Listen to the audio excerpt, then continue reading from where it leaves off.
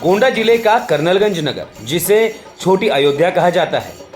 और इसी छोटी अयोध्या में धार्मिक कार्यक्रमों का आयोजन भी बड़े ही धूमधाम के साथ किया जाता है,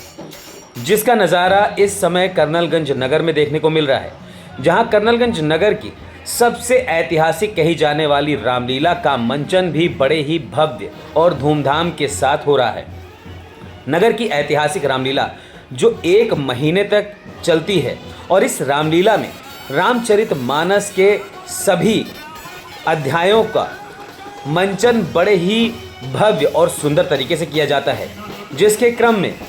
रामलीला के कार्यक्रम के दौरान रावण वध दशहरे का पर्व भी बड़े ही धूमधाम के साथ मनाया जाता है, जिसका नज़ारा इस वर्ष भी देखने को मिला। जहां रावण वध दशहरे के कार्यक्रम को लेकर एक अनोखी और ऐतिहासिक स्तर पर तैयारी रामलीला कमेटी के अध्यक्ष मोहित पांडे के नेतृत्व में की गई है, जिसमें रामलीला कमेटी के सभी पदाधिकारियों और नगर के संभ्रांत जनों का भी पूरा सहयोग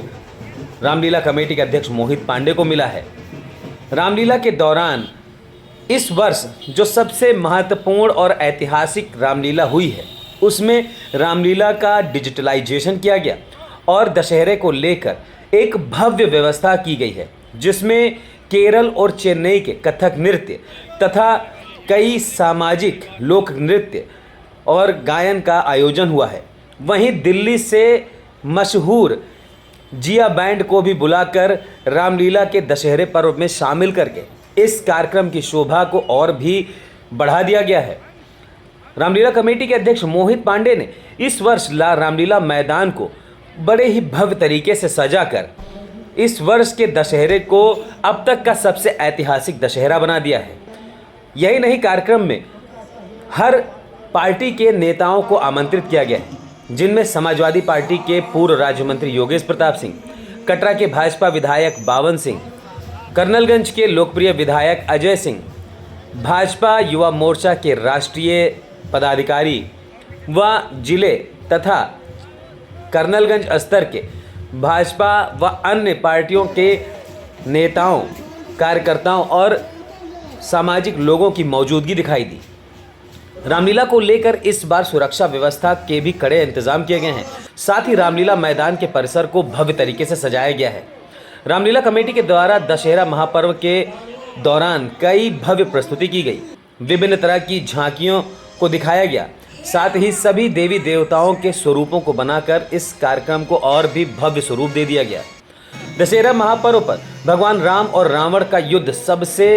विशेष आकर्षण का केंद्र होता है, जिसमें सबसे महत्वपूर्ण जो देखने को मिलता है वो लगभग 20 फुट के विशालकाय रावण का भगवान श्री राम के साथ युद्ध करना दिखाई दिया जाता है।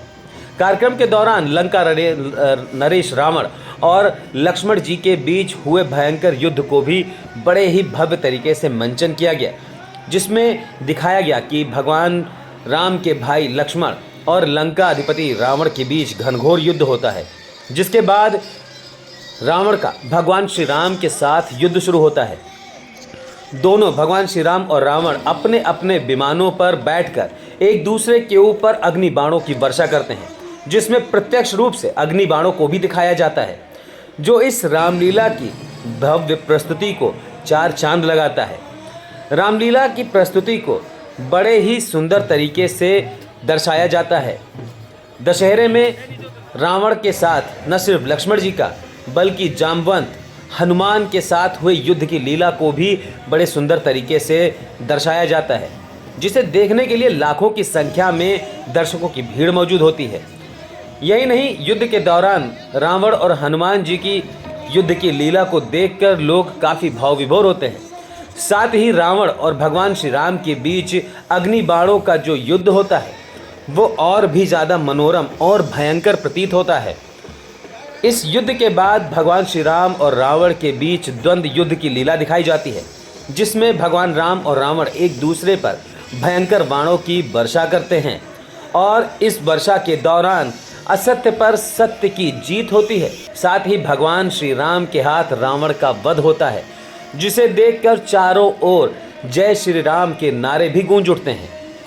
रामलीला के कार्यक्रम के दौरान रावण की मृत्यु के बाद भगवान श्री राम रावण के ऊपर अपना पैर रखकर असत्य और अधर्म के समाप्ति की घोषणा करते हैं, जिसके बाद 20 फुट के विशालकाय रावण के पुतले का दहन होता है, जो इस कार्यक्रम का सबसे महत्वपूर्ण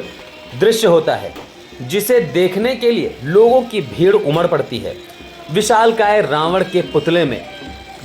कई तरीके के विस्फोट भी होते हैं, जो इस बात को दिखाता है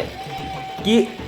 एक न एक दिन असत्य की हार होती है और सत्य की जीत होती है।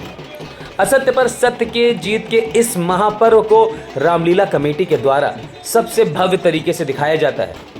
इसी कारण कर्नलगंज की ऐतिहासिक रामलीला पूरे मंडल की सबसे भव्य और प्रसिद्ध रामलीला के तौर पर जानी जाती है।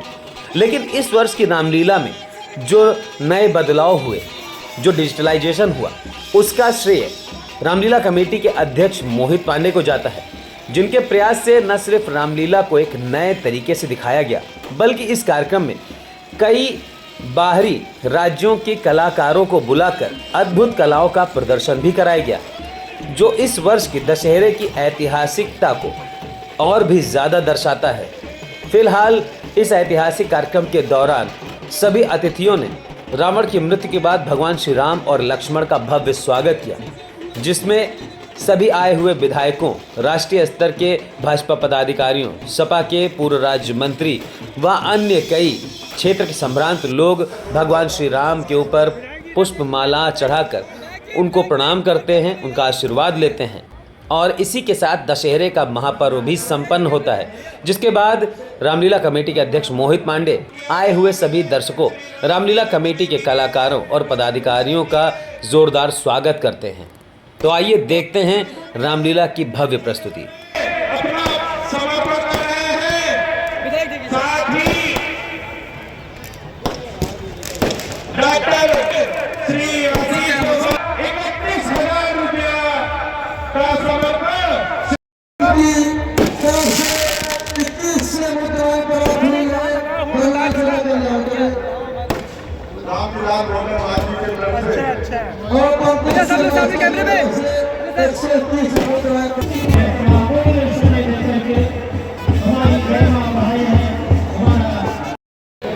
और